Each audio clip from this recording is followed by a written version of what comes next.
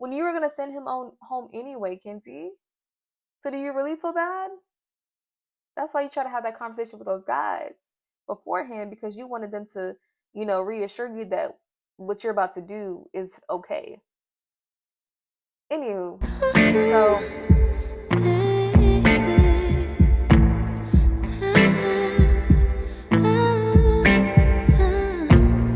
hey y'all, it's your girl Pretty Lynn, and this is Pretty Lynn Sovereignty. So Love Island season 8, episode 5. Let's get into the results of tonight's recoupling. Let's talk about it.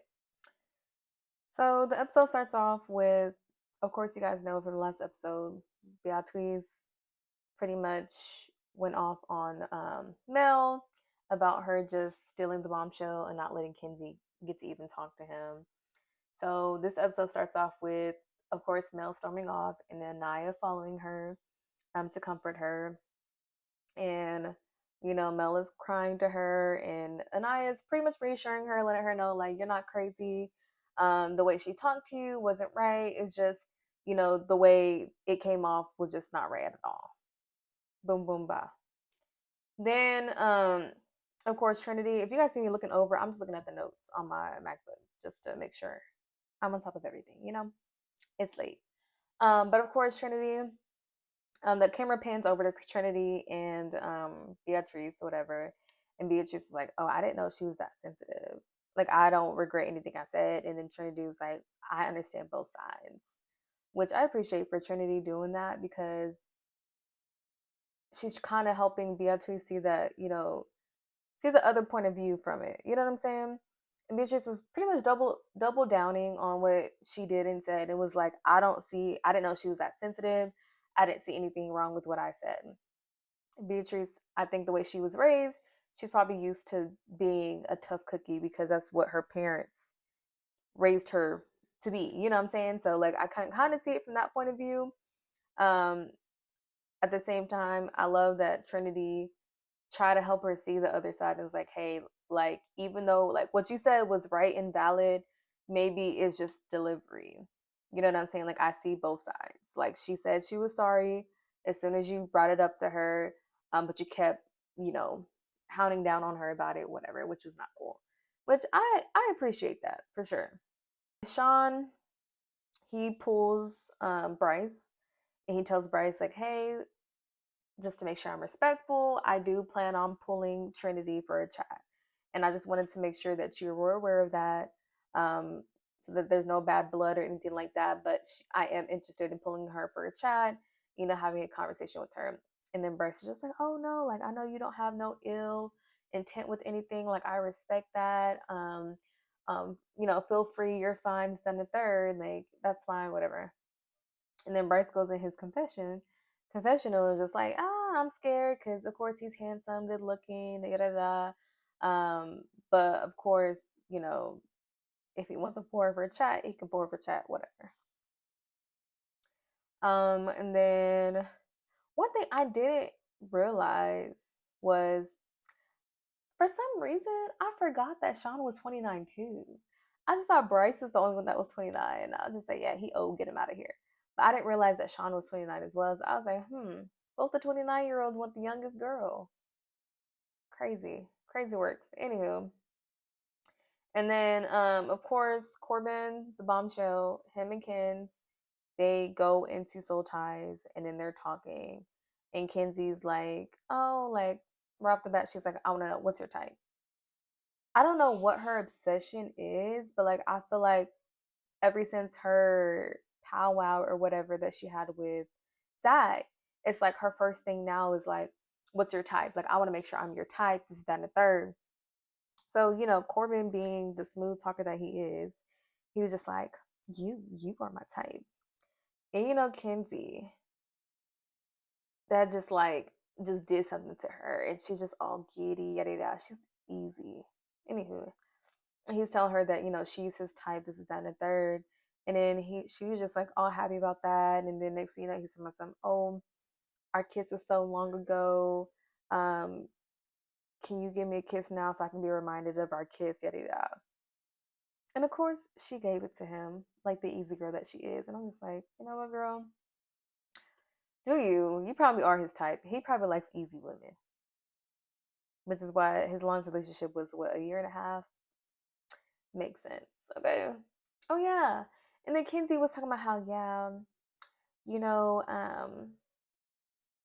you're like the first guy that really like turned me on in here. Like no one else like turns me on the way you turn. Weren't you saying that Gabrielle had your kitty purring? So what is it? Y'all just be lying. Do y'all be forgetting that y'all are on television? Like y'all are being recorded. Did you forget that? Anywho. Anywho. Fast forward, Mel goes up to Sincere and talking about some, I need to talk to you. I need you to be in friend mode. What? I need you in friend mode, whatever. And then, she's talking to Sincere about her version of what happened with Beatrice or whatever. But she did not mention at all in that conversation about how she's the one that pulled Corbin. She was just making it seem like, they were upset because when they were at the fire pit and she was all up in his face. But you're not also telling them that you pulled him in the middle of the chat. I mean, in the middle of him having a conversation with all the ladies, you just pulled him. You know what I'm saying? So I'm just like, but you didn't mention that to Sincere. You were just making it seem like, oh, you were just like all up in his face or whatever. No, you pulled him in the middle of him getting to know everybody. Why aren't you mentioning that? But of course, Sincere being the good person that he is, and I think he really does care for Melanie. So he listens to her and he hears her out and he's there for her to comfort her during these times. Even though I feel like he's too good for her. He literally does need a promotion from his couple. But anywho, that's besides the point. Kata, she comes and she grabs Corbin. Is like, hey, can I pull him? Whatever. And then they go to the speakeasy and they're talking, yada yada. And then Corbin tries to hit her with the same line that he hit Kenzie with, talking about some, yeah, our kiss was so long ago, if I can get a kiss now to remind me of how good it was. And she was just like, no, I'm not easy like that. That is not going to happen. Like that, I'm not easy like that at all. But yeah, he tried to pull the same thing that he pulled on Kenzie's easygoing self on Kata. And Kata was just like, no, we need to have some more conversations. I'm not just gonna kiss you like that. And of course, I feel like that was a shot at his ego. He's just like, oh, it's all right. I understand it. And the next thing you know, Trinity comes and she pulls him for a chat. She goes and she's talking to him, getting to know him. And I kind of like her dynamic with Corbin. Like, she seems just a little different. I don't know. To me, like, I just still can't get with it with Trinity and Bryce's dynamic. Like, I don't know. I don't know about it. But, like, I feel like she was actually having real conversations with Corbin, which I did appreciate seeing that side of her for sure. Then Anaya comes and grabs him for a chat. I'm like, Lord. See, I'm like, I couldn't have been on a Love Island because I would have been exhausted having all these conversations and chats with all these people in a span of like 20 minutes. Like, geez, like I would have been tired. Okay, tired. But hey, whatever. And then he's talking to Anaya, and then Anaya asked him what his type was, and I find it funny his answer to her question of her asking what his type was compared to his answer when Kenzie asked are two completely different things. So I'm like, yeah, I think Corbin definitely likes those type of complexions, which is fine. Like everybody has their preferences, but that just like I noticed that immediately, like instantly, like when Kenzie asked what his type was, he was like, you're my type." But when Anaya did, he had like a whole speech trying to explain what his type is, talking about some characteristics, physical features. Like, just say nonsense, because Anaya's probably not your type, and that's okay. But like, I'm just like immediately, I'm like, okay, yeah, I know what he likes. So that kind of in the back of my head, I kind of already felt like, okay, yeah, Kenzie is probably who he's gonna be choosing because that's what he likes. So I was like, interesting. Sean ends up pulling Trinity for a chat, immediately I loved how like every time, when they were walking to, the area where they were gonna have their chat at, like every time there were stairs, he like had his hand out, like, and held her hand as she was walking up the stairs. And I'm just like, man, chivalry is so like rare nowadays. So when I do see it, I can give credit where it's due. Like I loved seeing that. I was like, Sean, okay, you're growing on me, Sean, and I did appreciate that a lot.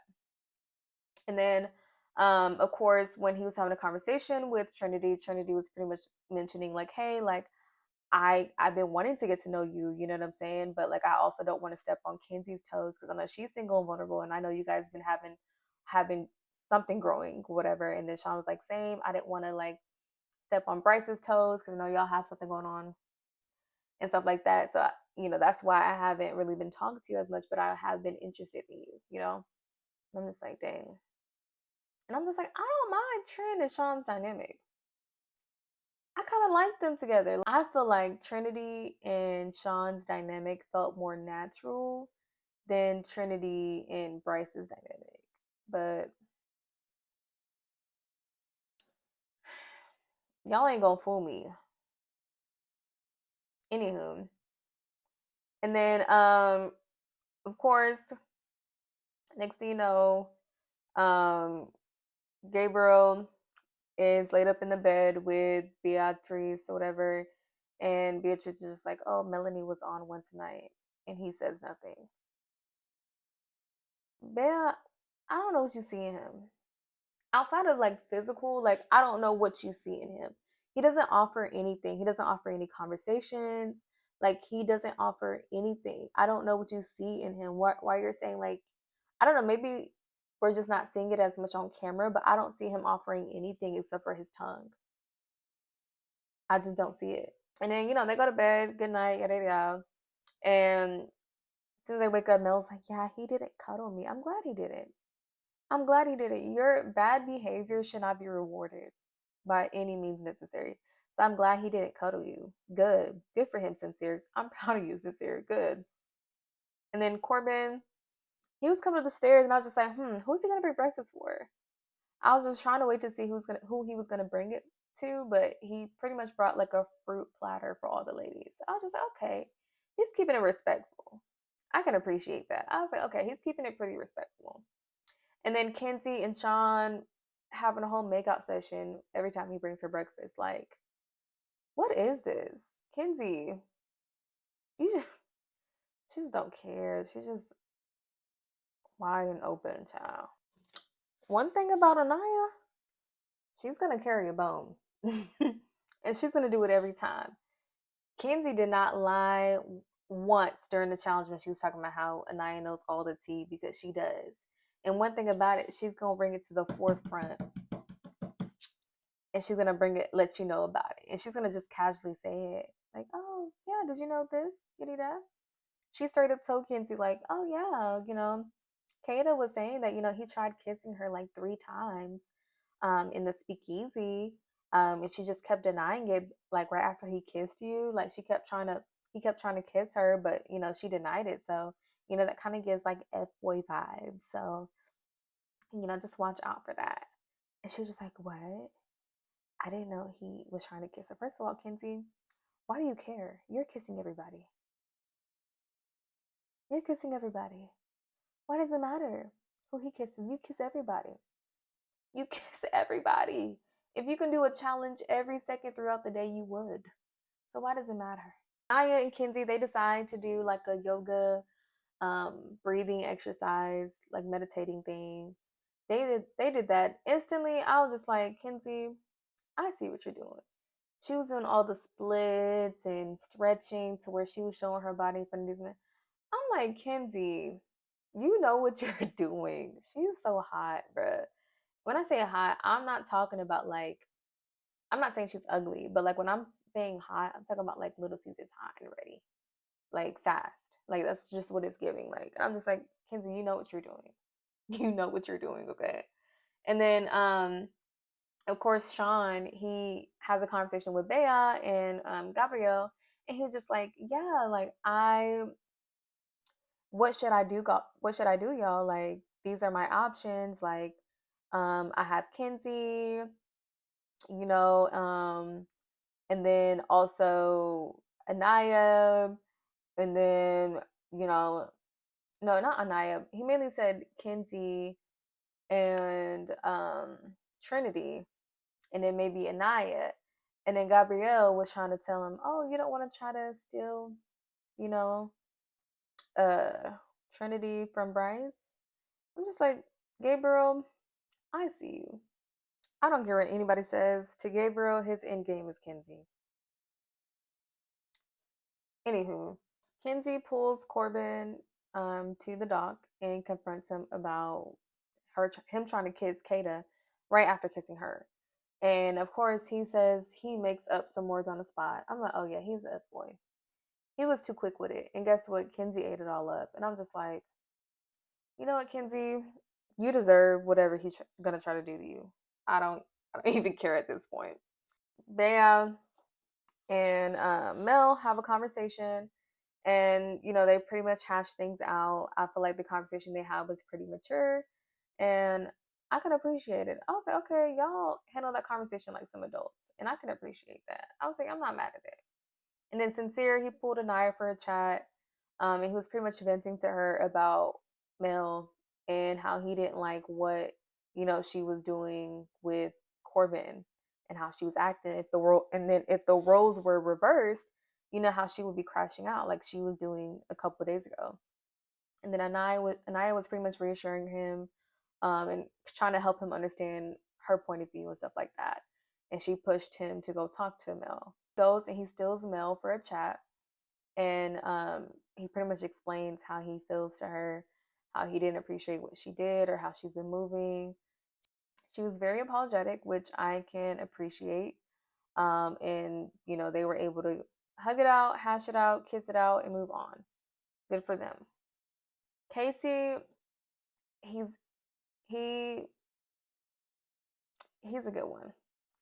He is growing on me. I feel like Kata's up here and Casey for the guys. He's getting up there on that list.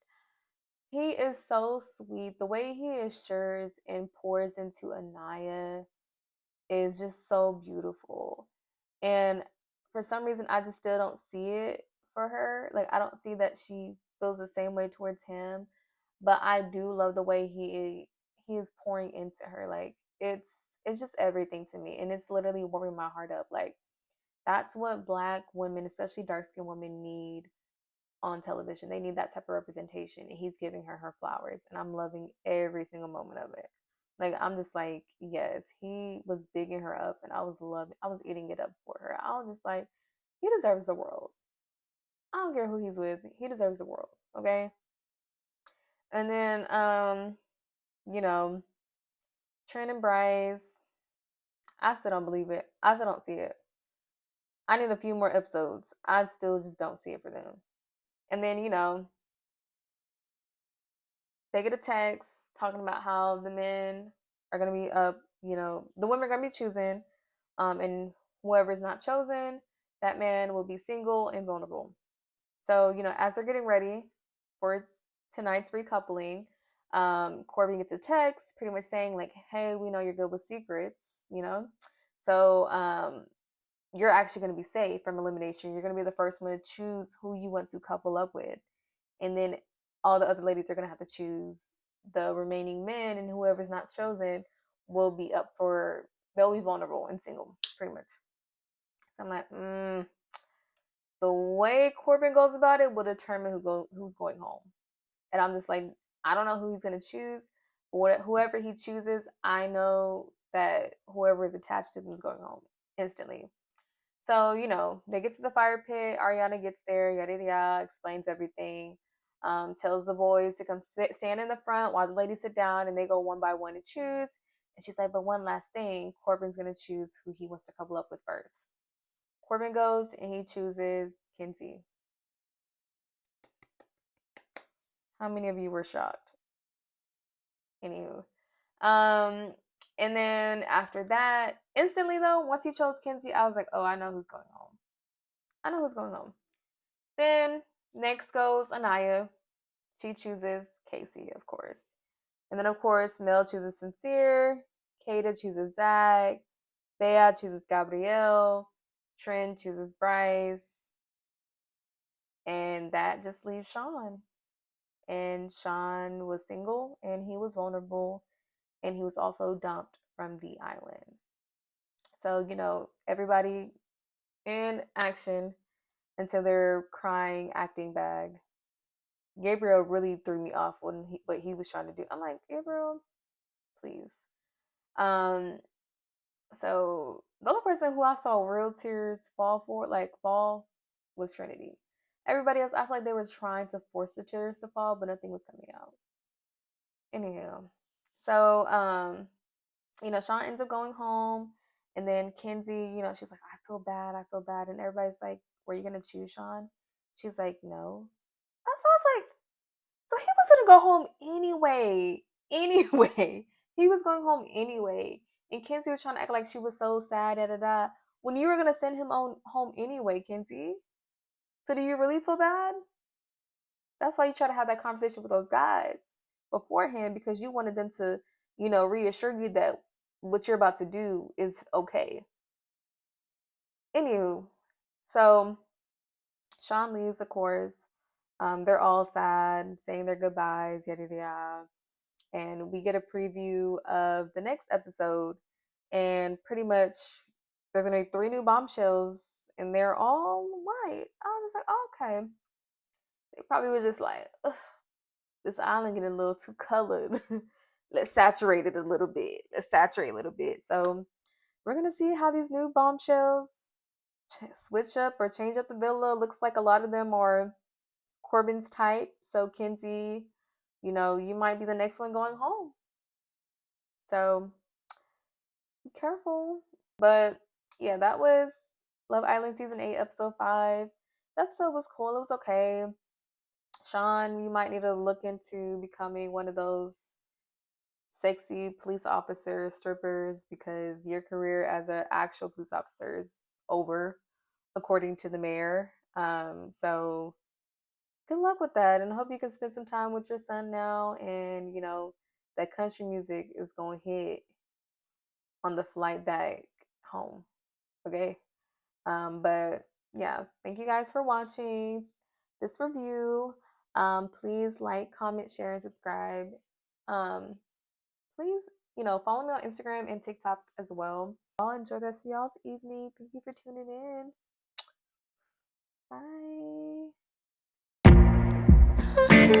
Bye.